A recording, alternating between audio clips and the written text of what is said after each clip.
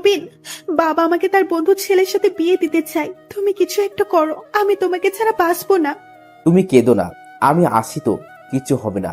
আমি থাকতে তোমার অন্য কোথাও বিয়ে হতে দিব না। এটা মদ খায়, নেশা করে, ওকে আমার একদম ভালো লাগে না। তুমি প্লিজ কিছু একটা করো, বাবা না হলে আমাকে জোর করে বিয়ে দিয়ে দেবে। আচ্ছা, তুমি কান্না করো না, আমার সাথে আসো। কোথায় যাবো এখন আমরা? নিজের জীবনের চাইতেও বেশি বিশ্বাস করি। তুমি যেখানে নিয়ে যাবে আমাকে, আমি যাব, কিন্তু আমাকে ছেড়ে যাবে না, কথা দাও। রবিন রুমির চোখের জল মুছে দিয়ে কপালে একটা চুমু খেয়ে বলে, তোমাকে ভালোবেসেছি ছেড়ে যাওয়ার জন্য না, তোমার পাশে সারা জীবন থাকার জন্য। যত কিছু হয়ে যাক, আমি তোমাকে ছেড়ে যাব না, কথা দিলাম। রুমি রবিনের কথা শুনে ঠোঁটের কোণে একটু হাসি ফুটে ওঠে। রুমিও জানে রবিন তাকে ছেড়ে যাবে না কোথাও, কিন্তু তারপরও মনের ভিতরে একটা ভয় করতে থাকে। রবিন রবিন তার নিজের বাইকে উঠে রুমিকে উঠতে বলে রুমি উঠে পড়ে বাইকে। কেউ কোনো কথা বলতেছে না। রবিন বাইক নিয়ে আসে একটা বাড়ির সামনে, বাইক থামিয়ে রুমিকে বলে, এখন নামতে পারো তুমি?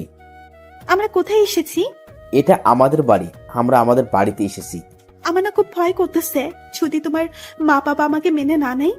আগে ভিতরে চলো, পরে বুঝতে পারবা তারা কেমন। এই বলে রবিন সামনে এগিয়ে যায়, আর রুমি ভয়ে ভয়ে রুবিনের পিছনে যায়। রবিন কলিং বেল দেওয়ার পর কাজের লোক এসে দরজা খুলে দেয়। রবিন রুমিকে নিয়ে বাড়িতে ঢুকে পড়ে। বাড়িতে রবিনের মা আর ভাবি বসে আছে, আর তার ভাই অফিসে গিয়েছে। তার বাবা তো রাজনৈতিক নেতা, তাই সবসময় কাজে বিজি থাকে। রবিন ভিতরে ঢোকার পরে তার সাথে রুমিকে দেখে রবিনের মা রবিনকে বলে, কে মেয়েটি? দেখতে অনেক সুন্দর। মা, ওকে আমি ভালোবাসি, বাবাকে কল দিয়ে বলো বাসায় আসতে, তখন সবাইকে বুঝিয়ে বলবো।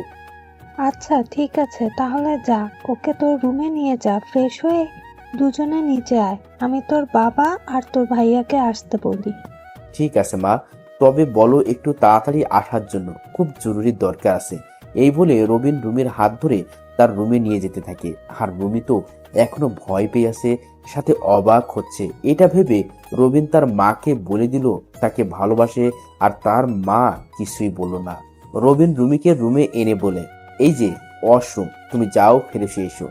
আচ্ছা, তখন তোমার মাকে এসব কথা বলতে তোমার ভয় করলো না? ভয় করবে কেন? মা জানে আমি কখনো কোনো ভুল কাজ করব না। মানুষ মানুষকে ভালোবাসতেই পারে, ভালোবাসার মানুষকে আপন করে নিতেই পারে। এখানে দোষের কিছু আছে? তোমার মা না খুব ভালো। আমারও বাবা অনেক ভালো, তাকে আমি বুঝিয়ে বললে তিনি বুঝতে পারবেন সবকিছু। তাই যেন হয়, না হলে কিন্তু আমি তোমাকে না পেলে সুইসাইড করব বলে দিলাম। এটা বলার সাথে সাথে রবিন রুমিকে টান দিয়ে শক্ত করে জড়িয়ে ধরে বলে, আর একটা উল্টো পাল্টা কথা বলবে না, তোমাকে আমি হারতে দিলে তো। সত্যি রবিন, আমি তোমাকে অনেক ভালোবাসি, তোমাকে ছাড়া আমি বাঁচবো না। আমি জানি তো পাগলি, আমি তোমাকে ছেড়ে কোথাও যাব না। তুমি যাও, এখন ফিরে শুয়ে আসো আগে। রুমি রুবিনের মুখের দিকে তাকিয়ে মুচকি হেসে চলে যায়। ফ্রেশ হওয়ার জন্য কিছু সময় পর রুমি বের হয়, তারপর রবিন যেয়ে ফ্রেশ হয়ে নেয়। রবিন আসলে দুজনে নিচে নেমে যায়। নিচে নেমে দেখে রবিনের বাবা আর ভাইয়া এখনো আসেনি। রবিন রুমিকে তার মায়ের সামনে নিয়ে যায়। রবিনের মা যে কিছু বলতে যাবে তার আগেই রুমি তার পা ধরে সালাম করে। তিনি রুমিকে উঠিয়ে বলে, তোমার নাম কি মা? আন্টি, আমার নাম রুমি ইসলাম। বাহ, খুব সুন্দর নাম। কোন ক্লাসে পড়াশোনা করো তুমি? আপনার ছেলের সাথেই পড়াশোনা করি। আচ্ছা বসো এখানে। আর এই হলো আমার বড় বৌমা, রবিনের বড় ভাইয়ের বউ। রুমি যেয়ে রবিনের ভাবির পায়ে সালাম করতে নিলে তিনি রুমিকে ধরে ফেলে, তারপর বলে, আমাকে এভাবে সালাম করতে হবে না বোন, আসো আমার পাশে বসো এখন। এতক্ষণ রবিন রুমির কাণ্ড দেখেছে দাঁড়িয়ে দাঁড়িয়ে। এবার রবিন তার মাকে বলে, মা, বাবা আর ভাইয়াকে ফোন করেছো? করেছি, তারা চলে আসবে এক্ষুনি। তুই বস এখানে। ভাবি নীরব কোথায়? ঘুমিয়ে আছে, এতক্ষণ খেলা করেছে, এখন ঘুমিয়ে আছে। ও ঠিক আছে তাহলে। তো কতদিন হলো তোমাদের প্রেম ভালোবাসা? রুমি লজ্জা পেয়ে যায় এমন কথা শুনে। তখন রবিন তার ভাবিকে বলে, প্রায় 4 বছর হবে। ভালো। এতদিন প্রেম ভালোবাসা চালিয়ে গেছো আর ভাবিকে বললে না? আসলে রবিন তার ভাবিকে বোনের মতো জানে, তার কোনো বোন না থাকায় আর ভাবির সাথে সব শেয়ার করে, শুধু এটা কোনোদিন বলেনি। আসলে ভাবি হয়েছে কি, আচ্ছা থাক, আর বলতে হবে না তোমার। রবিন তার ভাবির কথা শুনে হেসে দেয়। এর ভিতর বাড়ির কলিং বেল বেজে ওঠে। কাজের লোক যে দরজা খুলে দেয়। দরজা দিয়ে ঢুকে রবিনের ভাই আর তার বাবা দুজনে ভিতরে ঢুকে রুমের দিকে তাকিয়ে আছে। কিছু বলতে যাবে তার আগেই রবিন মা বলে, তোমরা ওকে চিনবে না, যাও রুমে যেয়ে ফ্রেশ হয়ে আসো, তারপর সব বলতেছি তোমাদেরকে। ঠিক আছে, যাচ্ছি। তারপর রবিনের বাবা আর ভাইয়া চলে যায় ফ্রেশ হওয়ার জন্য। কিছু সময় পর রবিনের বাবা নিচে নেমে আসে। তার পিছনে দিয়ে রবিনের ভাইয়াও নীরবকে কোলে করে নিয়ে আসে। রবিন নীরবকে দেখে হাত বাড়িয়ে দেই কোলে নেওয়ার জন্য। নীরব সাথে সাথে রবিনের কোলে ঝাঁপিয়ে পড়ে। তখন রবিনের ভাবি হাসতে হাসতে বলে, আমি বুঝি না নীরব রবিনের জন্য এত পাগল কেন। রবিনকে দেখলেই হলো, তার কোলে যাবেই। এটা হলো আমার জাদু ভাবি। তোমরা সবাই বসো, রবিন তোমাদের সাথে কিছু কথা বলবে। রবিন, তুই তোর কথা বলা শুরু কর। রবিন তার মায়ের কথা শুনে রুমির দিকে প্রথমে তাকায়, দেখে রুমি ভয়ে মাথা নিচু করে বসে আছে। তখন রবিনের বাবা বলে, হ্যাঁ, তুই বলা শুরু কর, কি বলবি? বলবো, তার আগে বলে নেই আমার কথার মাঝে কেউ কোনো কথা বলবে না, যা বলার পরে বলবে। ঠিক আছে, তুই বল, তোর কথার মাঝে কেউ কোনো কথা বলবে না। প্রথমেই বলে নেই ও হলো রুমি ইসলাম। আমরা একে অপরকে ভালোবাসি প্রায় 4 বছর হবে। ও আমার সাথেই পড়াশুনো করে, বাসা এই জায়গায়। ওর বাবার নাম মিজান চৌধুরী, ছোট একটা ব্যবসা করে। তিনি তার বন্ধুর ছেলের সাথে ওকে বিয়ে দিতে চায়। ছেলেটা নাকি নেশা করে, তাই ও আমাকে বলল আমি কিছু একটা করার জন্য। আমি ওকে খুব ভালোবাসি, তাই সোজা বাসায় নিয়ে আসি। এখন আমি ওকে বিয়ে করতে চাই। যদি বলো বিয়ের পর ওকে খাবার পোশাক দেওয়ার জন্য আমাকে কাজ করতে হবে, তাও আমি রাজি আছি। কিন্তু ওকে আমি হারাতে পারবো না। ওর মাঝে কোনো স্বার্থ নেই। ওর চোখে আমি আমার জন্য সত্যিকারের ভালোবাসা দেখেছি, তাই আমি ওকে হারাতে চাই না। এখন তোমরা বলো তোমাদের মতামত কি, আর তোমরা এখন আমাদের জন্য কি করতে পারবে ওটা বলো। রবিন এটা বলে চুপ করে যায়, মাথা নিচু করে বসে আছে। তার বাবা কিছু সময় ভেবে বলে, কাউকে ভালোবাসা তো আর দোষের কিছু না।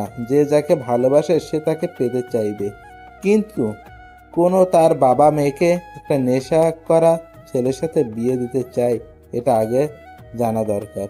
বাবা, হয়েছে তো, মেয়েকে ইচ্ছে করে খারাপ দিকে ঠেলে দিবে নাকি? আমার মনে হয় আমাদের তার বাবার সাথে কথা বলা প্রয়োজন। তুমি কি বলো? আমি কি এখন কথা বলবো তার বাবার সাথে? রবিনকে উদ্দেশ্য করে তার বাবা কথাটা বলল।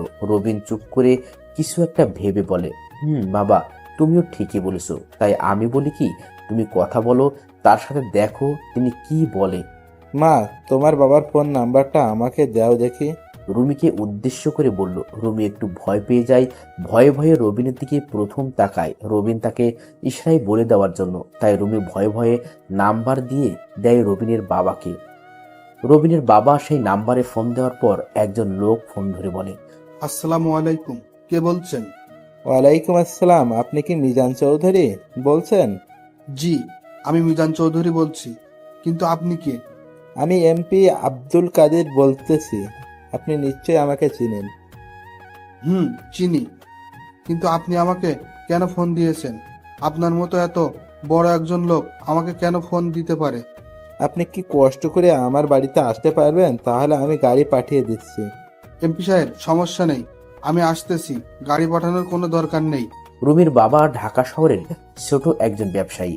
তারও মোটামুটি নামডাক আছে ভালো। পরিবারে আছে রুমির একটা ছোট ভাই, রুমির মা বাবা। আচ্ছা, ঠিক আছে, তাহলে আপনি আসেন, আমি আপনার জন্য অপেক্ষা করতেছি বাড়িতে।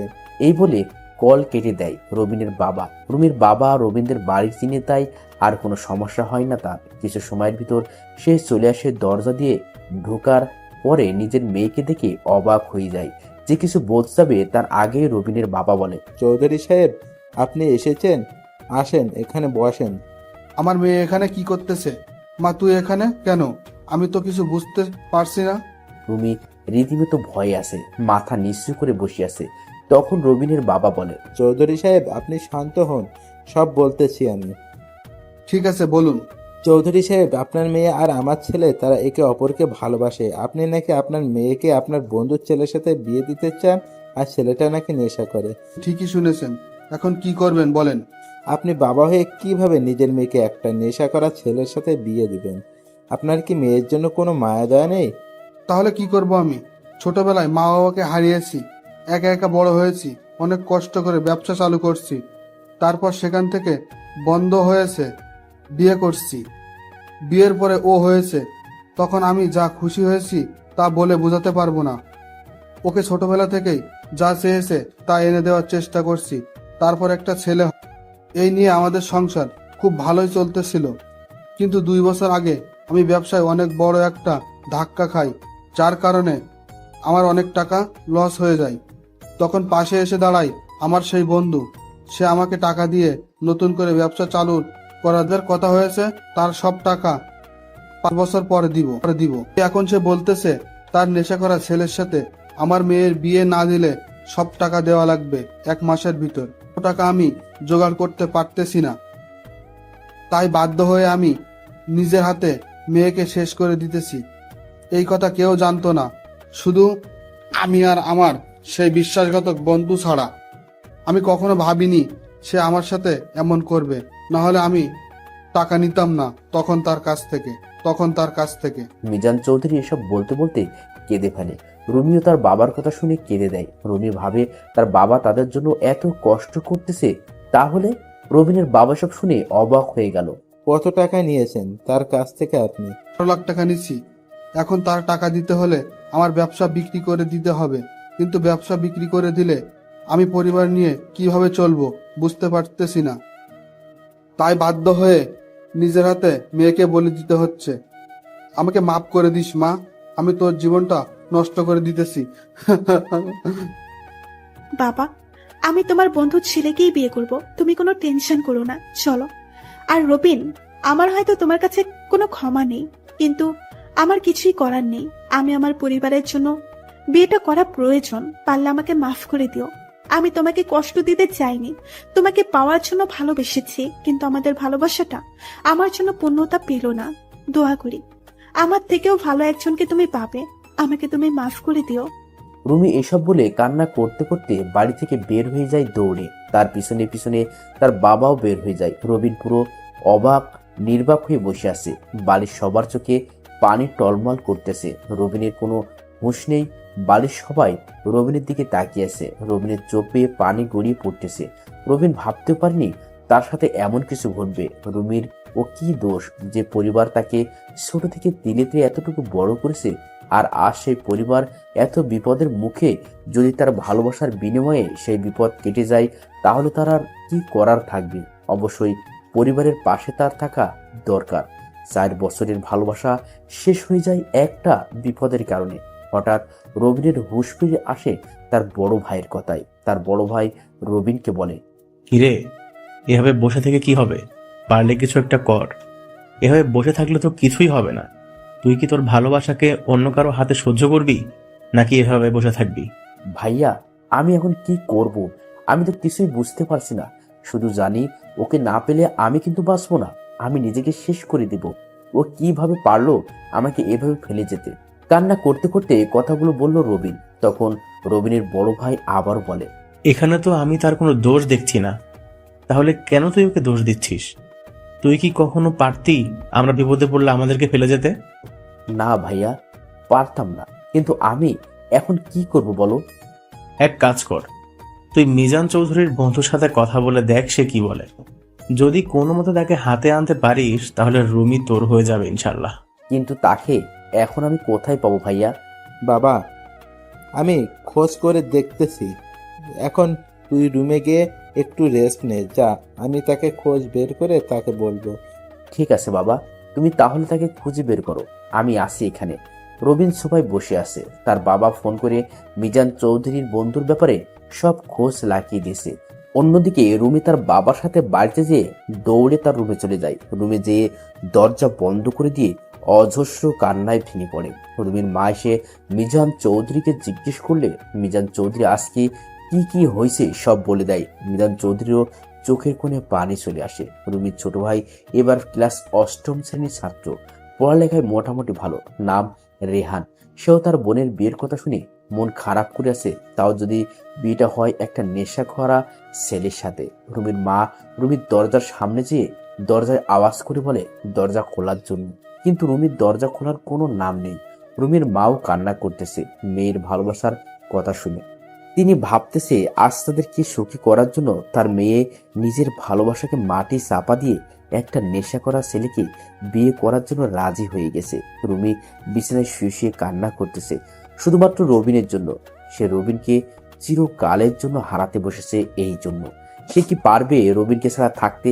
কিন্তু কি করবে, পারত তো হবেই, না হলে যে তার পরিবার ধ্বংস হয়ে যাবে। রুমি কান্না করতে করতে চোখে ঘুম চলে আসে, তাই ঘুমিয়ে যায়। রুমির বাবা এসে রুমির মাকে নিয়ে যায় রুমে। রুমি বাবা দীর্ঘ নিঃশ্বাস, তার মেয়ে তাদেরকে বিপদের মুখে ফেলে কোনো অঘটন ঘটাবে না এই দিকেও রবিনকেও সবাই বুঝিয়ে শুনিয়ে রুমে নিয়ে যায়।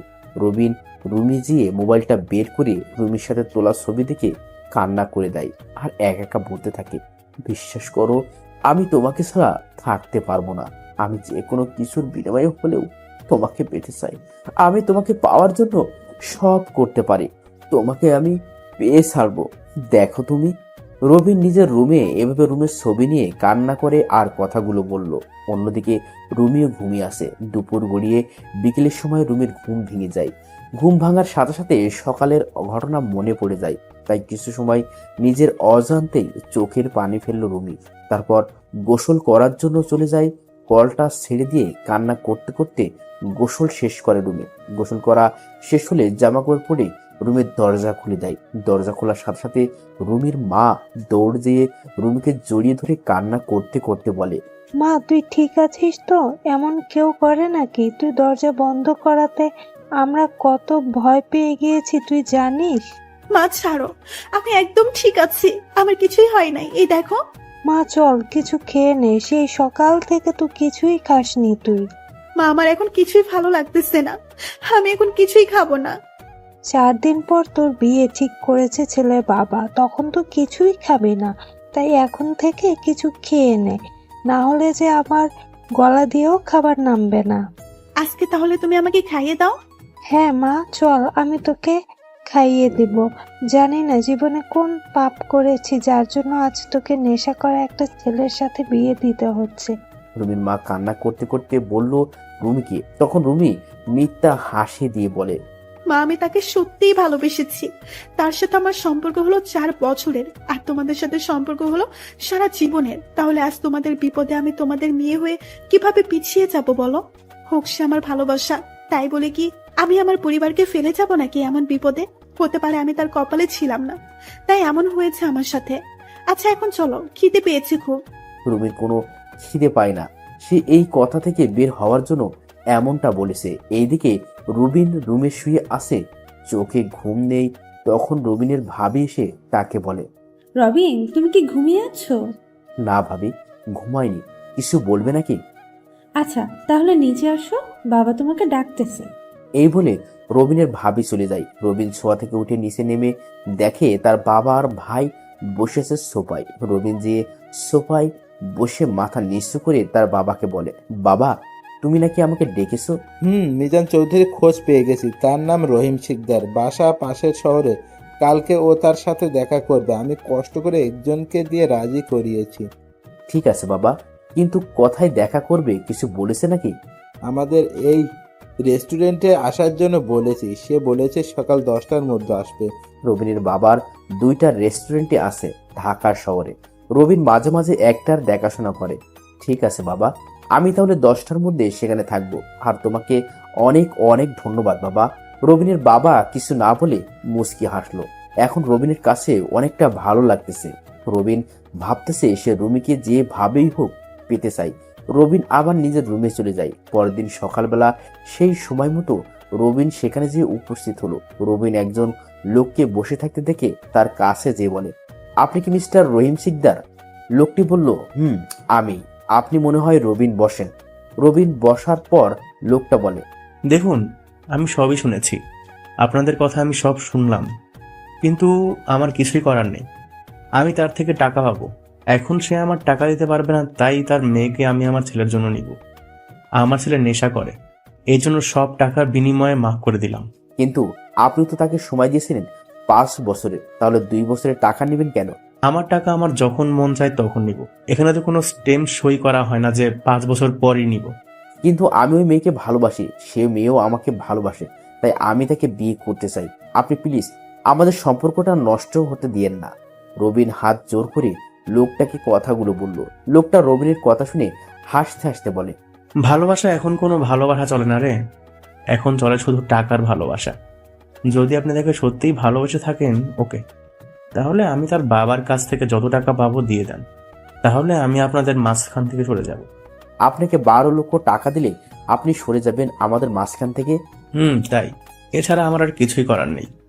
ঠিক আছে, আমি টাকার মিল করতে পারলে রাতে আপনাকে ফোন দিয়ে জানাবো। ওকে, গুড বয়, চেষ্টা করো নিজের ভালোবাসাকে পাওয়ার জন্য। এই বলে রহিম সিকদার উঠে চলে যায়। আর রবিন অনেক চিন্তিত হয়ে যায়, কিভাবে এত টাকা জোগাড় করবে সে। এসব ভাবতে ভাবতে বাড়িতে চলে আসে। অন্যদিকে রুমিদের বাড়িতে বিয়ের আয়োজন হতেছে মোটামুটি ভালোই। রুমির চোখে কোনো পানি নেই আজ, কারণ কান্না করতে করতে মনে হয় চোখের পানিও শুকিয়ে গেছে। তবে রুমি এখন বেঁচে থেকেও মরার মতো হয়ে আছে, তার হাতে কিছুই করার নেই ভালোবাসার মানুষটার কাছে যাওয়ার। কারণ আজ যে পরিবারের জন্য নিজের ভালোবাসাকে কোরবানি দিয়েছে। দিন চলে যায়, রাত হয়ে যায়, এভাবে চলে আসে বিয়ের দিন। রুমিকে বিয়ের পোশাকে বউ সাজিয়ে বসিয়ে রেখেছে। রুমির কোনো হেলদোল নেই, মুখে কথা নেই। রুমির মা বাবারও মন খারাপ, ছোট ভাইটাও কোনো আনন্দ করে না। বিয়ের সাজে বাড়িটা মোটামুটি ভালোই সাজানো হয়েছে। সকাল থেকে পাক শাক করে শেষ করেছে, দুপুর গড়িয়ে বিকেল হবে, কিন্তু বর আসার খবর নেই। সবাই পড়ে যায় টেনশনে। রুমির বাবা অনেক চিন্তিত হয়ে তার বন্ধুর মোবাইলে কল দেওয়ার পর তারা জানায় এ বিয়ে হবে না, তার ছেলেকে এখানে বিয়ে করাবে না। রুমির বাবা এটা শুনে আরো বেশি চিন্তিত হয়ে যায়। সে এখন কি করবে না করবে কিছুই ভাবতে পারতেছে না। এখন তার মেয়েকে কে বা বিয়ে করবে, এসব ভেবে চিন্তায় পড়ে যায়। আবার মনে মনে একটু খুশিও হয় নেশা করা ছেলের সাথে মেয়ে বিয়ে দিতে না পেরে। মুহূর্তের মধ্যে এই কথা সবাই জেনে যায়। রুমি এসব শুনে অনেক খুশি হয়ে যায়। মানুষ বলাবলি করতেছে রুমি নাকি অপায়া, রুমির নাকি চরিত্র খারাপ। এটা জেনে ওরা বিয়ে করতে আসে নাই। জানেন তো, মানুষ একটা শুনলে আরেকটা বানিয়ে বলতে পছন্দ করে বেশি। আমাদের সমাজের মানুষের কারণে অনেক সম্পর্ক নষ্ট হয়ে যায়, তাই সবার মন মানসিকতা বদলানো দরকার। হঠাৎ কিছু গাড়ি আসার শব্দ শুনে সবাই বাইরের দিকে আগ্রহ নিয়ে তাকায়। রুমির বাবা মানি মিজান চৌধুরী এক মনে সেই দিকে তাকিয়ে আছে। গাড়ি এসে এক জায়গায় থামানো হয়। সবাই তাকিয়ে আছে কে আসছে এটা ভেবে। একটা গাড়ি থেকে নেমে আসে রবিনের বাবা আর ভাইয়া। তাদেরকে দেখে রুমির বাবা তাদের কাছে যেয়ে বলে, আসসালামু আলাইকুম, আপনারা এখানে? ওয়ালাইকুম আসসালাম। আমরা বিয়েতে এসেছি। কিন্তু বিয়ে তো হবে না, তারা ফোন দিয়ে জানিয়েছে তার ছেলেকে নাকি এখানে বিয়ে করাবে না। আমরা জানি, আর সেজন্যই তো আমরা এসেছি আপনার মেয়েকে আমাদের বাড়ির বউ করে নিতে। প্লিজ আর না করবেন না, এখন তাহলে মান সম্মান সব চলে যাবে। ঠিক আছে, তাই হবে। প্রয়োজনে আমি আমার দোকান বিক্রি করে ওর টাকা দিয়ে দিব। যেহেতু আমার মেয়ের নিবে না, তাহলে তো টাকা দেওয়াই লাগবে। আচ্ছা আসুন ছেলেকে নিয়ে। বিআই সাহেব, আপনার টাকার চিন্তা করতে হবে না, আমরা সব মিটিয়ে দিয়ে এসেছি এখানে। সব টাকা আপনার জামাই দিয়েছে, বিনিময়ে তাকে আপনি মন ভরে দোয়া করবেন, তারা যেন সুখী হতে পারে সারা জীবন। কি আপনারা কেন আমার টাকা দিয়েছেন? আমার ছেলে কি আপনার ছেলে হতে পারে না? আর ছেলে হয়ে বাবার বিপদে না এগিয়ে আসলে এটা কেমন দেখায় বলেন? রুমির বাবা রবিনের বাবার কথা শুনে আর কিছু বলতে পারলো না। তার চোখে পানি চলে আসে। রবিনের ভাই যে রবিনকে গাড়ি থেকে নামিয়ে আনে। আচ্ছা তাহলে আপনাদেরকে আগের কি ঘটনা হয়েছে ওটা বলি। সেদিন রবিন টাকা কিভাবে জোগাড় করবে এসব ভাবতে ভাবতে বাড়িতে চলে যায়। বাড়িতে যাওয়ার পরে তার বাবা বলে, এসেছে তাহলে কি কথা হলো তার সাথে? বাবা সে রুমিকে দেওয়ার জন্য রাজি হয়েছে, কিন্তু বিনিময়ে তাকে বিনিময়ে কি চাইছে? বাবা বিনিময়ে সে তার পুরো টাকা পেতে চায়। মানে আমি তাকে 12 লাখ টাকা দিতে পারলে রুমিকে আমার করে দিবে এটা বলেছে। কি বলিস? এখন এত টাকা কোথায় পাবো আমরা? বাবা আমি একটা কথা বলতাম, যদি তুমি মনোযোগ দিয়ে শুনতে। কি বলবি বল, আমাকে এত ভয় পেতে হবে না। মানে বাবা বলেছিলাম যে তুমি তো আমার জন্য ব্যাংকে 15 লাখ টাকা রেখেছো বাইরে পড়াশোনা করাবে বলে, সেখান থেকে যদি 12 লাখ টাকা দিতে তাহলে ভালো হতো। আমার বাইরে পড়াশোনা করার দরকার নেই, এখানে বাকি 2 বছর পড়বো, কিন্তু আমি রুমিকে চাই, না হলে আমি বাঁচবো না। ওকে আমি খুব ভালোবাসি বাবা। দেখ বাবা, তোমার জন্য রেখেছি তোমার পড়াশোনার জন্য। এখন তুমি যদি বাইরে পড়াশোনা না করে এখানে পড়তে চাও তাহলে ওটা তোমার ব্যাপার, আর তুমি তোমার টাকা দিয়ে কি করবে করো, আমার কোনো সমস্যা নেই। আমি জানি তুমি খারাপ পথে টাকা নষ্ট করবে না। মেয়েটাকে আমাদেরও পছন্দ হয়েছে, খুব শান্তশিষ্ট একটা মেয়ে। আর তাছাড়াও এটা তোমার লাইফের বিষয়। আমি তোমার ভাইয়াকে ফোন করে বলতেছি টাকা নিয়ে আসতে।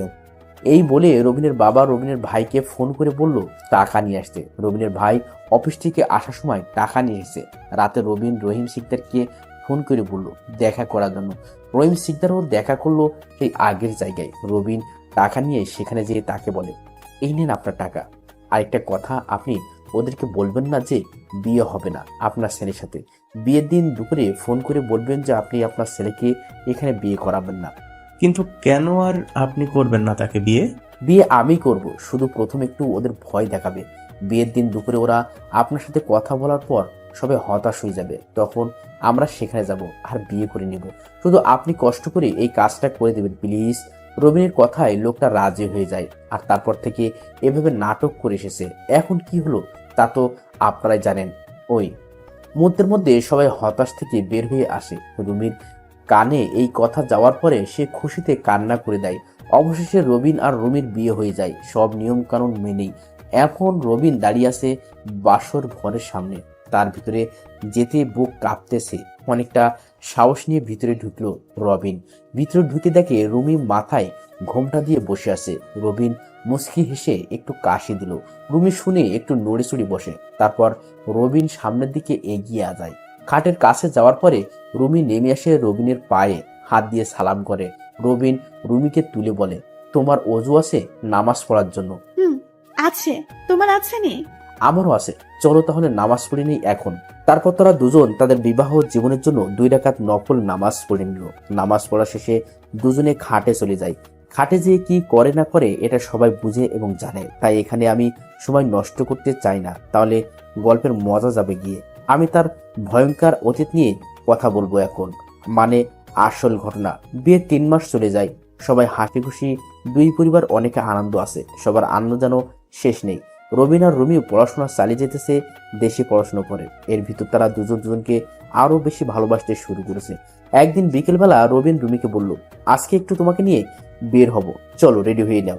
ঠিক আছে, আমি রেডি হচ্ছি, তবে আজকে বের হলে কিন্তু আমাকে নিয়ে অনেক ঘুরতে হবে। ঠিক আছে, তাই হবে, আমি মাকে একটু বলে আসতেছি। এই বলে রবিন নিচে চলে আসে। এসে দেখে তার মা বাবা আর ভাবি নীরবকে নিয়ে বসে আছে। রবিন যাওয়ার সাথে সাথে নীরব রবিনের কোলে চলে আসে। রবিন তাকে কোলে নিয়ে সবাইকে বলে, মা বাবা, আমি একটু রুমিকে নিয়ে বের হব। ঠিক আছে, যাস, সমস্যা নেই, তবে সাবধানে থাকবি। ওকে ঠিক আছে, তাহলে আমি আসতেছি। ভাবি নীরবকে রাখো। রবিন নীরবকে তার ভাবির কোলে দেওয়ার সময় কান্না করে দেয় নীরব, আর রবিনকে ঝাপটিয়ে জড়ি ধরে আসে। এটা দেখে বাড়ির সবাই হেসে দেয়। রবিনের ভাবি রবিনকে বলে, বুঝতে পারছি, আজকেও ও তোমাকে ছাড়বে না। কি করার, তুমি ওকে সাথে করে নিয়ে যাও। দেখো না, কান্না করতেছে। কিন্তু ভাবি যদি পরে কান্না করে আর আমাদের যদি আসতে লেট হয়ে যায়? আরে কান্না করবে না, তুমি তো ওকে আরো নিয়েছো অনেক জায়গায়, আর ও তোমার কাছে থাকলে কোনো কান্না করবে না, আমি জানি। তবে একটু চেষ্টা করো যেন তাড়াতাড়ি বাড়িতে আসতে পারো। রবি নীরবকে আরো ছোট থেকে জায়গায় নিয়ে যেত, এমনকি ভার্সিটিতেও নিয়ে গেছে কয়েকবার। রবিনের ভাবির কথা শুনে রবিনের বাবা বলে, তুমি ওকে নিয়ে যাও, ও একটু তোমাকে বেশি ভালোবাসে মনে হয়। তোমাকে দেখলে তো কারো কাছে থাকেই না, তোমার কাছে চলে যায়। আচ্ছা তাহলে তোমরা রেডি হও, আমরা নীরবকে তোমার রুমে নিয়ে রেডি করিয়ে বের হয়ে পড়ো। রবিন তার বাবার কথা শুনে তার ভাবিকে বলে, ভাবি তুমি নীরবের জামা কাপড় নিয়ে আসো, আমি ওকে রুমে নিয়ে যেতেছি তাহলে। এই বলে রবিন নীরবকে তার রুমে নিয়ে যায়। রুমে যে দেখে রুমির রেডি হওয়া প্রায় শেষ। রবিন তখন রুমিকে বলে, এই দেখো কাকে নিয়ে এসেছি, আজকে ওকে নিয়ে যাব আমাদের সাথে করে। নীরব যে ও আমাদের সাথে যাবে সত্যি?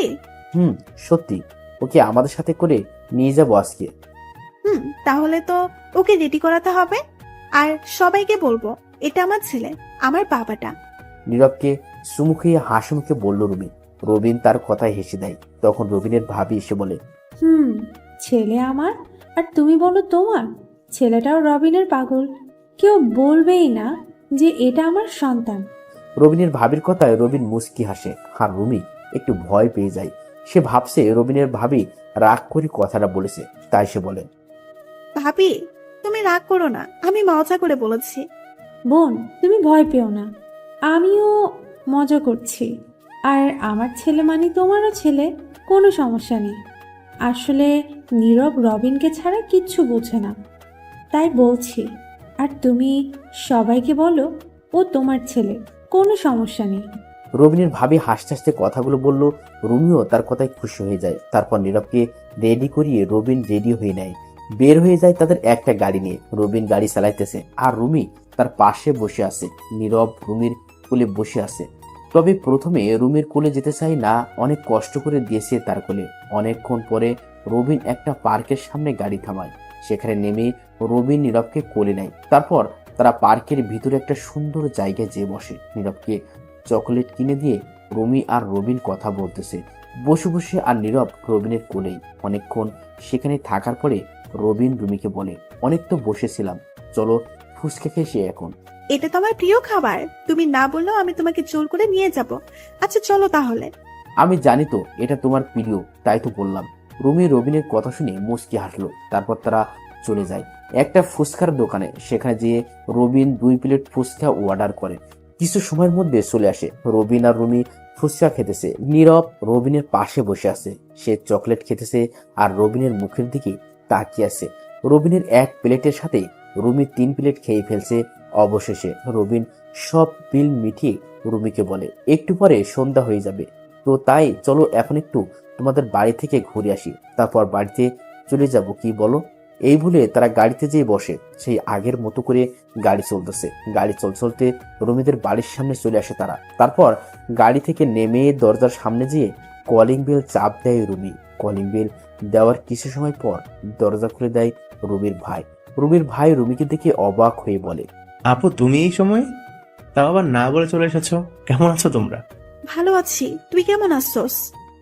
আমিও ভালো আছি ভাইয়া, আসেন ভিতর আসেন আপনারা।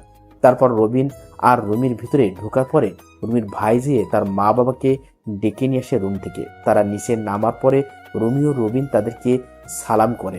তারা সালাম নিয়ে অবাক হয়ে বলে, রে মা, তোরা এসেছিস এই সময়, কোনো সমস্যা নাকি? না বাবা, কোনো সমস্যা না। আসলে একটু ঘুরতে বের হয়েছিলাম, তাই একটু তোমাদের সাথে দেখা করে যাব ভাবছি, এই জন্যই চলে আসলাম। ভালো করছিস মা। তো ওকে সাথে করে নিয়ে এসেছো, ও কান্না করবে না মাকে না ফেলে? না, ও কান্না করবে না। আসলে ও তোমাদের জামাইকে ফেলে চলে, আর কিছু লাগে না। তাহলে ভালো। আচ্ছা বাবা, এসেছো যখন, তাহলে কিন্তু রাতের খাবার আমাদের এখান থেকে খেয়ে যেতে হবে। কিন্তু বাবা, তাহলে তো অনেক রাত হয়ে যাবে। আমরা অন্য এক সময় এসে থেকে যাব কিছুদিন, কিন্তু আজকে পারবো না বাবা। তা ঠিক। আচ্ছা তাহলে বসো, তোমাদের জন্য নাস্তার ব্যবস্থা করতেছি, অন্তত এটা খেয়ে যাও। আচ্ছা ঠিক আছে বাবা। রবিনের কথা শুনে মিজান চৌধুরী খুশি হয়ে রুমির মাকে বলে নাস্তা রেডি করার জন্য। রুমির মা ওদের জন্য নাস্তা রেডি করলো। নাস্তা দেওয়ার পর একসাথে সবাই নাস্তা করে নিল। তারপর কথা বলতে বলতে আরো সময় চলে যায়। রাত 8টা বেজে গেছে। এর ভিতর নীরবও ঘুমিয়ে গেছে রবিনের কোলে। তারপর রবিন আর রুমি ওদের কাছে বলে বাড়ির দিকে রওনা দেয়। রবিন নীরবকে রুমির কোলে দিয়ে সে গাড়ি চালাতেছে, আর নীরব ঘুমিয়ে আছে রুমির কোলে। রুমি রবিনকে বলে, তোমাকে অনেক ধন্যবাদ আমাকে এখানে নিয়ে আসার জন্য। ধন্যবাদ দেওয়ার কিছু নেই, তোমার খুশি আমার খুশি। রবিন আর রুমি কথা বলতে বলতে বাড়ির সামনে চলে আসে। তখন রাত বাজে প্রায় 9টা। রবিনদের বাড়িটা হলো একলা বাড়ি, মানে আশেপাশে তেমন একটা বাড়ি নেই। আর রবিন আর রুমি গাড়ি থেকে নেমে যায়। রুমির কোলে নীরবকে দিয়ে হাঁটা ধরে। দরজার সামনে সে কলিং বেল চাপ দিবে, এমন সময় রবিন দেখে দরজা মনে হয় খোলা। তাই রবিন আস্তে দরজাটা ধাক্কা দেয়। ধাক্কা দেওয়ার সাথে সাথে দরজা খুলে যায়, কিন্তু ভিতরে পুরো অন্ধকার। এটা দেখে রবিন আর রুমি ভয় পেয়ে যায়। রবিন নিজের মোবাইলটা হাতে নিয়ে লাইট জ্বালিয়ে নেয় আগে। তারপর রুমির এক হাত ধরে ভয়ে ভয়ে ঘরে ঢুকে যায়। বাড়ির লাইটের সুইচটাই হাত দিয়ে লাইট জ্বালিয়ে পিছনে ফিরে জোরে চিৎকার করে ওঠে রবিন। রবিনের চিৎকার শুনে রুমি পিছনে ফিরে, আর সাথে সাথে রুমিও চিৎকার করে ওঠে, কারণ বাড়ির পাখার সাথে 2টা লাশ ঝুলতেছে, আর 2টা লাশ বাড়ির ফ্লোরে পড়ে আছে। বাড়ির সবকিছু ভাঙচুর করা। রবিন আর রুমি চিৎকারে নীরব জেগে যায়। নীরব জেগে কান্না করতে থাকে, আর রুমিও ফ্লোরে ধাপ করে বসে পড়ে। রবিন একই জায়গায় দাঁড়িয়ে তার মা বাবার লাশের দিকে তাকিয়ে আছে। তার মা বাবার লাশ পাখায় ঝুলতেছে, আর তার ভাই ভাবির লাশ ফ্লোরে পড়ে আছে। তার বাবা মায়ের যে মারা গেছে এটা পুরো বুঝে যেতেছে, কারণ দুজনের নিথর দেহ ঝুলতেছে, কোনো নড়চড় নেই। রবিন ঠাই একইভাবে তার মা বাবার দিকে তাকিয়ে আছে, আর চোখ থেকে টপ টপ করে পানি পড়তেছে। নিচে হঠাৎ একটা চাপা আওয়াজ পেয়ে রবিন আর রুমি ভয় পেয়ে যায়। ভালোভাবে তাকিয়ে বুঝতে পারে রবিনের ভাইয়ের কাছ থেকে আওয়াজটা আসতেছে। রবিন সাথে সাথে তার ভাইয়ের কাছে যায়, আর রুমিও নীরবকে নিয়ে যায়। সেখানে যায় রবিন, যে বলে, ভাইয়া তুমি বেঁচে আছো, কিচ্ছু হবে না তোমাদের, আমি এসে গেছি, তোমাকে এখন হসপিটাল নিয়ে যাবো আমি। আমাকে কোথাও নিতে হবে না, আমি বাঁচবো না। তুই আমার একটা শেষ ইচ্ছে রাখবি? বল, কথা দে আমায়। কি কথা ভাইয়া, বলো, আমি রাখবো। তুই নীরবকে নিজের ছেলে হিসেবে দেখবি আজ থেকে। কখনো ওকে বুঝতে দিবি না যে ওর মা বাবা মারা গেছে, সে এতিম। সে যেন সারা জীবন জেনে যায় তোরা দুজনের বাবা মা। আর আমাকে পারলে মাফ করে দিস। আমি মা বাবাকে বাঁচাতে পারলাম না, ওরা আমাদেরকে বাঁচতে দিল না। তোর কাছে একটা ছোট্ট অনুরোধ, তুই নীরবকে নিয়ে এই দেশ ছেড়ে চলে যা, না হলে ওরা তোদেরকেও মেরে ফেলবে। ওরা আমার সামনে আমার মা বাবাকে মেরে ফেললো, আর আমি কিছু করতে পারলাম না। ওই জাফর ইকবালরা আমাদেরকে বাঁচাতো। রবিনের ভাই আর কিছু বলতে পারলো না, তার দেহ থেকে প্রাণটা বের হয়ে যায়। এর আগেই এখন রবিনের ভাইয়ার ও নিথর দেহ পড়ে আছে, আর রবিন হাউমাউ করে কান্না শুরু করে দেয়। রবিন ফোন করে থানায় ফোন করে সব জানানোর পরে পুলিশ চলে আসে 2 গাড়ি। এর মধ্যে এলাকায় জানাজানি হয়ে যায় এই খবর। দলে দলে মানুষ আসা শুরু করে দিয়েছে। একে তো খুন করা হয়েছে 4 জনকে, তার উপর এমপি ও তার পরিবারকে। এমন কথা শুনলে তো মানুষ জানাজানি বেশি হবে। সাংবাদিক এসে গেছে অনেক, সব খবরের চ্যানেলে একই খবর দেখাইতেছে। পুলিশ এসে সব লাশ নিয়ে যায় থানায়। সাংবাদিকরা রবিনের সাথে কথা বলার অনেক চেষ্টা করে, কিন্তু পারে না। পুলিশ রবিনের সাথে কাউকে দেখা করতে দেয় না, কারণ রবিন এখন কান্না করতেছে, তার মন ভালো নেই। রুমি তার বাবার কাছে ফোন করে সবকিছু জানায়। তার বাবা সব শুনে রুমির মা আর ভাইকে নিয়ে চলে আসে রাতেই। তারা এসেই রুমিকে বলে, কিরে মা, এসব কি করে হলো? শান্ত কি জানি বাবা, বলতে পারবো না। আমরা এসে দেখে এমন অবস্থা, কেন যে আজকে আমার পাশে থেকে বের হলাম। শান্ত হ মা, এখন কি আর হবে? যা হওয়ার তা তো হয়ে গেছে। একদিন কেটে যায় সবাই কান্নাকাটি করতে করতে। পরের দিন পুলিশ এসে রবিনকে জিজ্ঞেস করতে ঠিক কি হয়েছে। রবিন প্রথম থেকে শেষ পর্যন্ত সব বলে দিল পুলিশকে। তার ভাই যা যা বলেছে তাও বলে দিল পুলিশকে। পুলিশ এসব শুনে রবিনকে বলে, জাফর ইকবালের নাম বলেছে, কিন্তু তো একটা গোলমাল আছেই। তবে এখন প্রমাণ ছাড়া কিছু করা যাবে না। আপনি টেনশন করবেন না, আমরা দেখতেছি কি করা যায়। সবাই জানে আমাদের এমপি সাহেব কত ভালো মানুষ ছিলেন। নিশ্চয়ই কেউ তার এই ভালো থাকা মেনে নিতে পারে নাই, তাই এমন কাজ করছে। উপর থেকে আমাদেরকে বলা হয়েছে ভালো করে খোঁজ নিতে, আমরা তাই করার চেষ্টা করব। আর যেহেতু আপনার ভাই আপনাকে বলেছে এই বাড়িতে থাকলে আপনার বিপদ হবে, তাহলে কিছুদিনের জন্য আপনারা এই বাড়ি থেকে চলে যান। রবিন পুলিশের কথা মতো তাই করলো। রবিন চাইছে তাদের অন্য জায়গায় আরেকটা বাড়ি আছে, ওখানে থাকবে। কিন্তু রুমির মা বাবার অনেক জোরাজুরিতে রুমিদের বাড়িতে চলে যায় 2 মাস, কিন্তু পুলিশ কিছুই করতে পারেনি। রবিনের পরিবারের খুনিকে তা এখন জানতে পারেনি পুলিশ। যারা খুন করছে তাদেরকে বের করতে পারেনি পুলিশ। রবিনদের যত ব্যবসা ছিল তা এখন রবিনকে দেখাশোনা করা লাগে। এমনকি তার বাবার যে কাজ ছিল তাও রবিনকে সামলাতে হয়, কারণ এলাকার মানুষ চায় রবিনের বাবা যেমন ভালো মানুষ ছিল রবিনও তেমনি হবে। এই জন্য রবিন এখনো সব সামলানো লাগবে। রবিন রাজি ছিল না প্রথম, সবার জোরজুরিতে এখন তার বাবার কথা ভেবে রাজি হয়ে যায়। এই 2 মাসে রবিন ও অনেক চেষ্টা করছে তার বাবার খুনিকে বের করার জন্য। 2 মাস পর একদিন পুলিশ রবিনকে ফোন করে জানায় থানায় দেখা করার জন্য। রবিনও তাই করে। পরের দিন সকালবেলা রবিন থানায় চলে যায়। পুলিশ অফিসারকে বলে, আমাকে কেন আসতে বললেন এখানে? দেখুন রবিন সাহেব, আমরা এই 2 মাসের অনেক চেষ্টা করছি এমপি সাহেবের খুনিকে বের করার জন্য, কিন্তু আমরা কোনো প্রমাণ জোগাড় করতে পারিনি। এখন আমরা কি করব বলেন? ওপর থেকে কি বলেছে এটা নিয়ে আপনাদের কি? তারা তো বলছে আরো ভালো করে খোঁজ করার জন্য। কোনো কিছু সন্দেহ হলেই ওটাকে নিয়ে নিতে, কাউকে সন্দেহ হলে তাকে অ্যারেস্ট করতে, কিন্তু আমরা তেমন ধরনের কিছুই পাই নাই। ঠিক আছে, আপনারা আপনাদের কাজ চালিয়ে যান। কোনো সমস্যা হলে আমাকে বলবেন, আর কোনো হেল্প লাগলেও আমাকে বলবেন। ঠিক আছে, আমরা তাই করব। আপনি তাহলে এখন আসতে পারেন, কোনো সমস্যা নেই।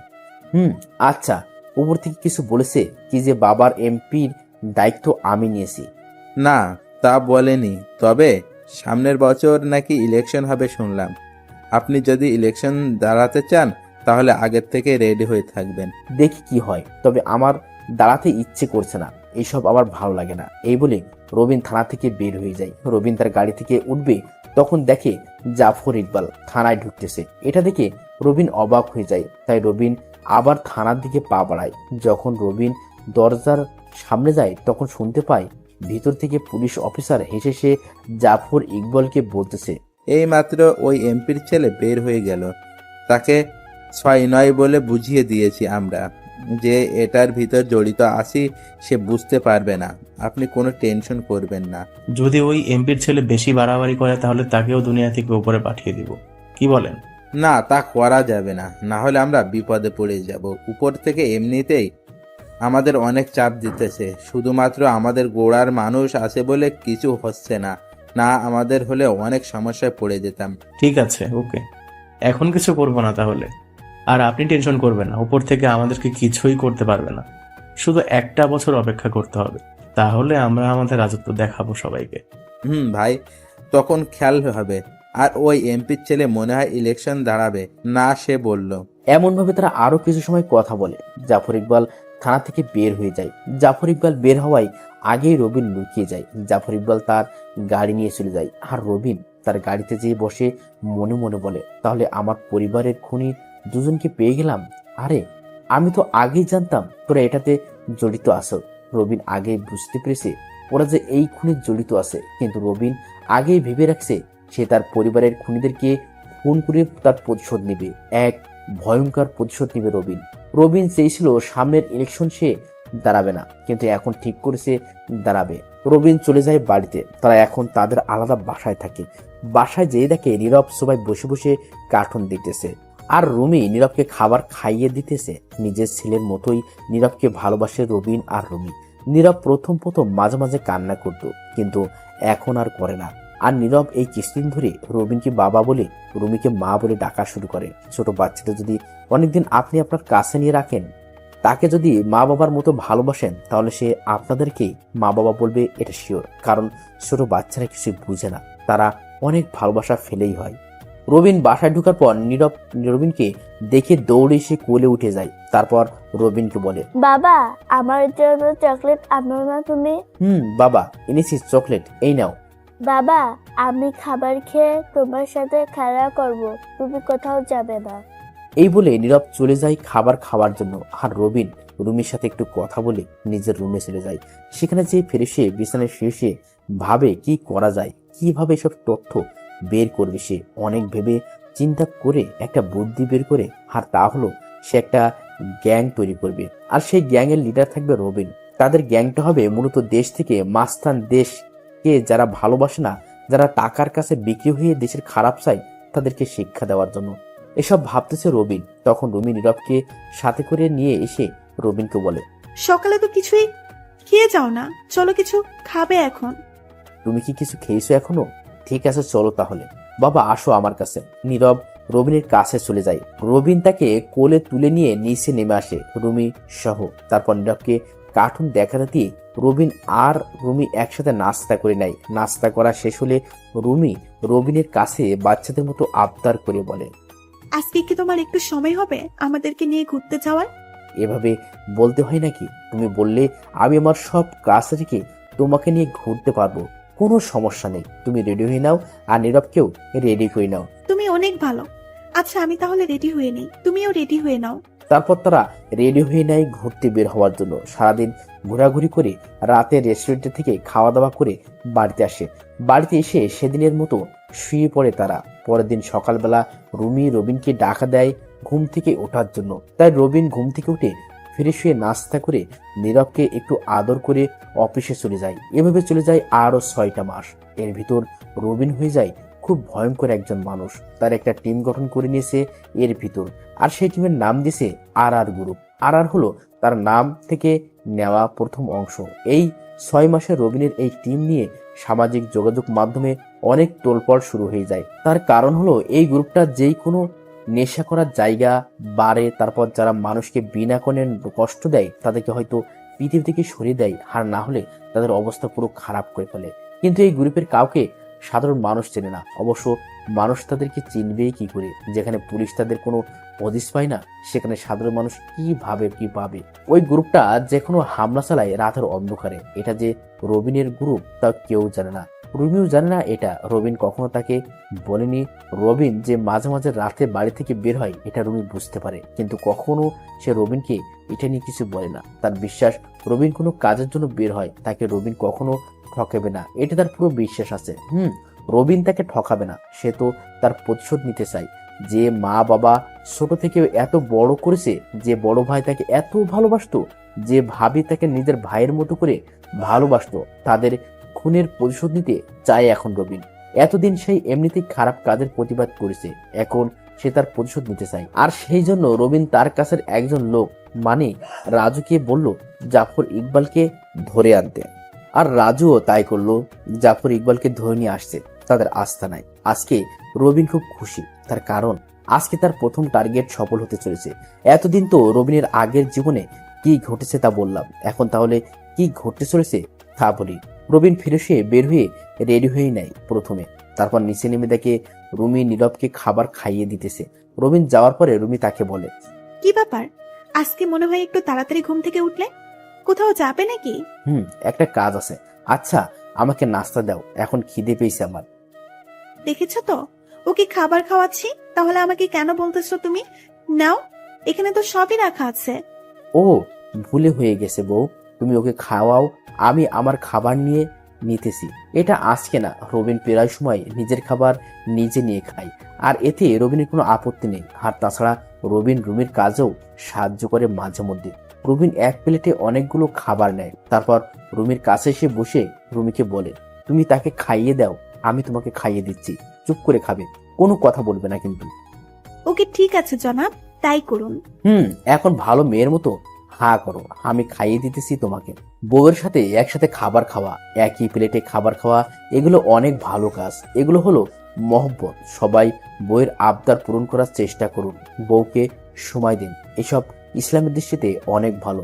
রবিন রুমিকে আস্তে আস্তে খাইয়ে দিতেছে, সে নিজেও খেতেছে। তখন নীরব রবিনকে বলে ওঠে, বাবা তুমি কি শুধু আম্মুকে খাওয়াইয়ে দিবে, আমাকে দিবে না খাওয়াইয়ে? দিব তো, আসো বাবার কোলে আসো, তুমি বাবার হাতে খেতে চাও, এটা বললেই তো বাবা তোমাকে খাইয়ে দেবে। নীরবের এমন কথা শুনে রুমি হেসে দেয়। তারপর রবিন নীরবকেও খাবার খাইয়ে দেয়। সে বাড়ি থেকে বের হয়ে যায়, তার গাড়ি নিয়ে সোজা চলে যায় তার গোডাউনে। সে নিজেই গাড়ি চালিয়ে গেছে সেখানে। গোডাউনে যেয়ে দেখে তার লোকজন সবাই বসে আছে, তবে কাউকে দেখে বোঝা যাচ্ছে না এরা যে এত ভয়ঙ্কর। সবাই একদম সাধারণ মানুষের মতো চলাচল করে। রবিন গোডাউনে ঢোকার সাথে সাথে সবাই তাকে সালাম করে। রাজু এগিয়ে এসে রবিনকে বলে, বস, ওকে চেয়ারের সাথে বেঁধে রেখেছে, চলেন দেখবেন তাকে আপনি। দেখবো তো অবশ্যই। তার আগে সবাই নিজের মুখ ঢেকে নাও, কাউকে যেন সে চিনতে না পারে। বস, তাই হবে। আর আপনি আসার আগেও আমরা তার কাছে গিয়েছি মুখ ঢেকে। তারপর একে সবাই নিজের মুখ ঢেকে নেয়। তারপর একসাথে সবাই জাফর ইকবালের সামনে যেয়ে দাঁড়ায়। জাফর ইকবাল তো এভাবে সবাইকে দেখে ভয় প্যান্ট নষ্ট করার মতো হয়ে গেছে। সে যে কিছু বলবে তার উপায় নেই, কারণ তার মুখে কাপড় দিয়ে বেঁধে রেখেছে। রবিন জাফর ইকবালের সামনে একটা চেয়ারে নিয়ে বসে পড়ে। তারপর জাফর ইকবালের মুখ থেকে কাপড় সরানোর জন্য বলে। একজন যে কাপড় সরিয়ে দেয়। কাপড় সরানোর সাথে সাথে জাফর ইকবাল ভয়ে ভয়ে বলে, তোমরা কারা? কেন আমাকে ভাবে ধরে এনেছো? এখানে কি চাও তোমরা? আস্তে আস্তে তোর সব কথার উত্তর দিতেছি, শান্ত হ তুই। আমরা কারা জানতে চাস? তাহলে শোন, আমরা হলাম আর গ্রুপ। তোদের মতো জানোয়ারদের প্রাণ নেওয়া আমাদের কাজ। কি কি বলছেন? আমি তো কিছু করিনি, প্লিজ আমাকে মাফ করে দিন, আমাকে ছেড়ে দিন, দরকার হলে আমার সব সম্পত্তি নিয়ে নিন, আপনি তারপর আমাকে কিছু করবেন না। চুপ কর জানোয়ার, তুই কি আমাকে নবী ভাবতেছিস নাকি? আমার যা আছে তা নিয়েই আমি অনেক সুখী আছি।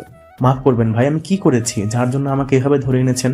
আমি কি বড় কোনো ভুল করেছি নাকি ভাই? তা তো করছোস, এমপি আব্দুল কাদের সাহেবকে খুন করে এখন সাধু সাজার দরকার নেই তোর। ভাই সেটা আমি করি না, প্লিজ বিশ্বাস করুন আমার কথা। রবিন জাফর ইকবালের কথায় হু হু করে হেসে ওঠে। তারপর জাফর ইকবালকে ঠাস করে একটা থাপ্পড় মেরে বলে, তুই করছিস না তাই না? তুই এটাতে জড়িত আসস, পুলিশ অফিসার এটাতে জড়িত আছে, আর কে কাছে ওটা বল, নাহলে এখনই তোকে মেরে ফেলবো। বলছি ভাই, এটার মেইন কে তা আমি জানি না, তবে যদি এমপি আব্দুল কাদের সাহেবের বিরোধী দলের এমপি যে ধরিয়েছে তাকে ধরতে পারেন, তাহলে মনে হয় কিছু জানতে পারবেন। তুই শিওর তো তাকে ধরলে কিছু জানতে পারবো? আমি শিওর, কারণ আমি তারই একজন লোক। তাহলে তো পরের টার্গেট পেয়ে গেলাম, এখন তোর বেঁচে থাকার কোনো অধিকার নেই। ভাই আমাকে মারবেন না, আমি তো আপনাকে সব বলেই দিয়েছি। সব বলছিস ঠিক, কিন্তু তুই কি এখন আর আমার পরিবারকে ফিরিয়ে দিতে পারবি? না, পারবি না। তাহলে তোর বেঁচে থাকার কোনো মানে হয় না। আপনার পরিবার মানে আপনি কে ভাই? আমার পরিবার, আমি রবিন রাপি, এমপি আব্দুল কাদেরের ছেলে। তোরা আমার পরিবারকে বাঁচতে দিলি না। রাজু, নিয়ে আয় আমার জিনিসগুলো।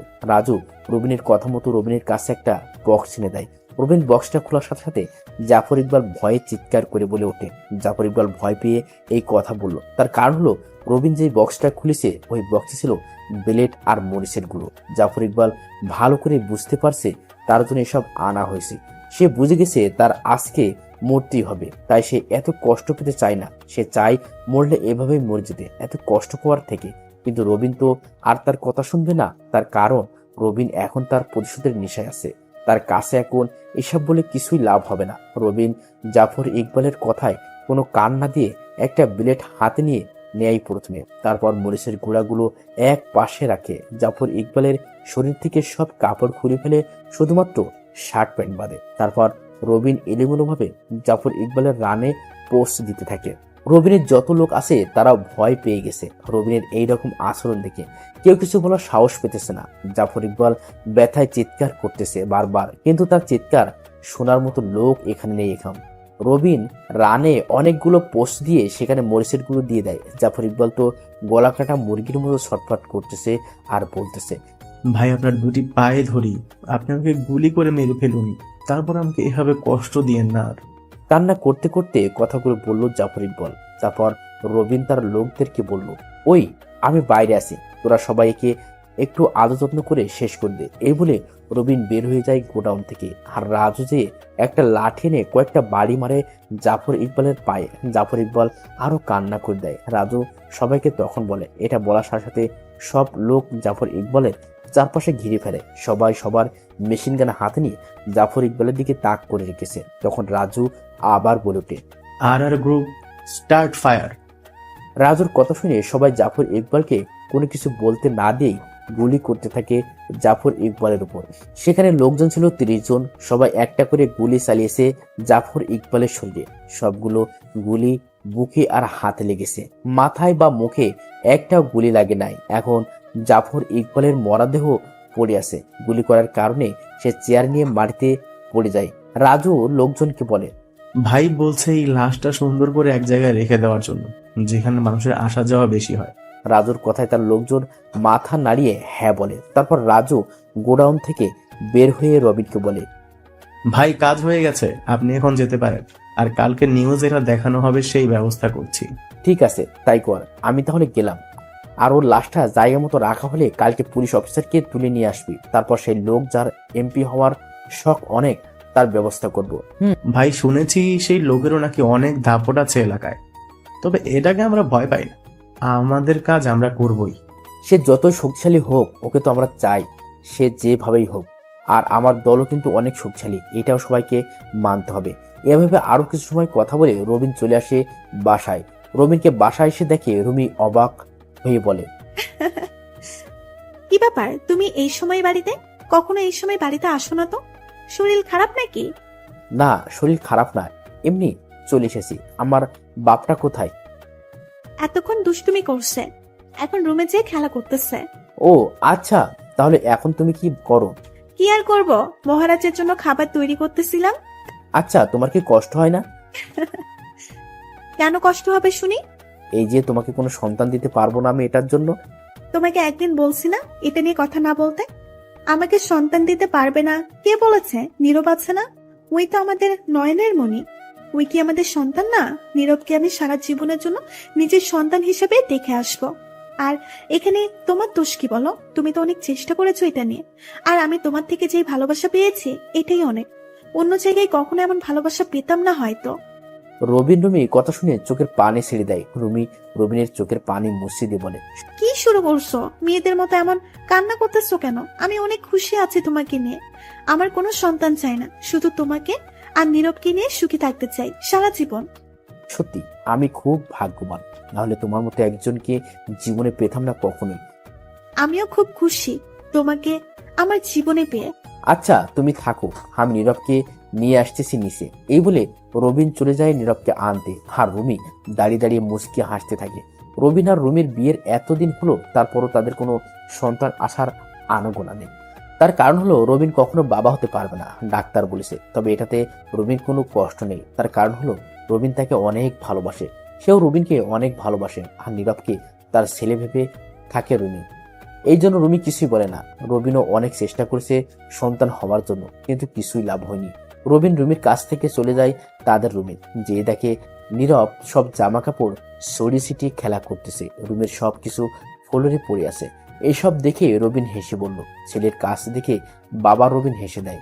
বাবার হাসির শব্দ শুনে নীরব পিছনে তাকায়। তাকে রবিনকে দেখে দৌড়ে এসে রবিনের কোলে উঠে যায়। তারপর ছোট ছোট উচ্চারণ করে বলে, বাবা তুমি কখন এসেছো বাড়িতে? আমাকে কেন ডাক দাও না? তুমি বাড়িতে এসে এখনই এসেছি বাবা, আর এই তো তোমার কাছে এসেছি তোমাকে নেওয়ার জন্য। কিন্তু তুমি পুরো ঘরে এরকম করে রেখেছো কেন? আমি তো খেলা করছিলাম শুধু বাবা। তাহলে কি আমি খেলা করব না আর? খেলা করো, কোনো সমস্যা নেই, কিন্তু ঘরে যে এরকম করে রেখেছো, আম্মু যদি এসে তোমাকে বকা দেয়। রবিন এটা বলার সাথে সাথে নীরব কান্না করে দেয়। তারপর রবিনকে বলে, আপু কি আমাকে সত্যি বকা দিবে বাবা? নীরবের কান্না করা দেখে রবিন অবাক হয়ে যায়। তখন রুমি পিছন থেকে বলে ওঠে, না বাবা, আম্মু বকা দিব না। তুমি যেভাবে মন চাই সেভাবে খেলা করো। রুমির কথায় রবিন আরো নীরব রুমির দিকে তাকায়। রবিন তাকে মুচকি দেয়, আর নীরব বলে ওঠে, সত্যি আম্মু তুমি আমাকে বকবে না? আম্মু তাহলে আমি আর একটু খেলা করি এখন। না বাবা, এখন আর খেলা করতে হবে না, আবার পরে খেলা করবে। এখন চলো আমরা নিচে যেয়ে বসে গল্প করবো সবাই। ঠিক আছে আম্মু, তুমি যা বলবে তাই করব। তারপর রবিন নীরবকে আর রুমিকে নিয়ে নিচে চলে আসে। সেখানে তারা অনেকক্ষণ সময় নিয়ে কথা বলল। নীরবকে নিয়ে তারা খেলা করলো। খেলা করতে করতে দুপুর হয়ে যায়, তাই সবাই গোসল করে নেয়। নীরবকে রুমি সবসময় গোসল করিয়ে দেয়। সবাই দুপুরে খাবার খেয়ে রবিন একটু রেস্ট নিয়ে রুমিকে বলে চলে যায় তার অফিসে। নিজের অফিস তো, তাই যখন মন চায় তখন যাওয়া যায়। অফিসে যেয়ে কিছু একটা কাজ করে রাতের বেলা চলে আসে রবিন। তারপর টুকটাক কথা বলে দুষ্টুমি করে নীরবের সাথে। পরে সবার খাওয়া দাওয়া করে ঘুমিয়ে যায়। অন্যদিকে রাজুরা সবাই রেডি হয়ে আসে কখন সুযোগ পাবে, এটার আশায় যে জাফর ইকবালের লাশটা সুন্দরভাবে এক জায়গায় রাখতে পারে। ঢাকা শহরের যেখানে বেশি মানুষের আনাগোনা, সেখানে লাশটা রাখার কথা হয়েছে। অবশেষে সেই সুযোগ পেয়ে গেল রাত 3:30। তারা লাশটা খুব সুন্দর করে রাস্তার মাঝখানে দড়ি দিয়ে বেঁধে ঝুলিয়ে রেখেছে। গায়ে কিছুই ছিল না, শুধু শর্ট প্যান্ট ছিল একটা। তারপর রাজুরা সবাই চলে যায়। তবে লাশের গায়ে একটা কাগজে লেখা আছে RR, যাতে মানুষ বুঝতে পারে এটা RR গ্রুপের কাজ। রাজুরা সবাই চলে যায় সেখান থেকে। তাদেরকে কেউ দেখে না। সিসি ক্যামেরা লাগানো ছিল, কিন্তু তাদেরকে চেনার কোনো উপায় নেই। সবার গায়ে কালো প্যান্ট, শার্ট, জুতা ছিল, মুখ কালো কাপড় দিয়ে ঢাকা ছিল। পরদিন সকালবেলা রবিনের ফোনে কল আসার কারণে তার ঘুম ভেঙে যায়। মোবাইলটা হাতে নিয়ে দেখে রাজুর কল, তাই কলটার সাথে সাথে রিসিভ করলো রবিন। কল রিসিভ করার পরে রাজুকে রবিন বলল, কি রে, কি জন্য এই সকাল সকাল কল দিছিস?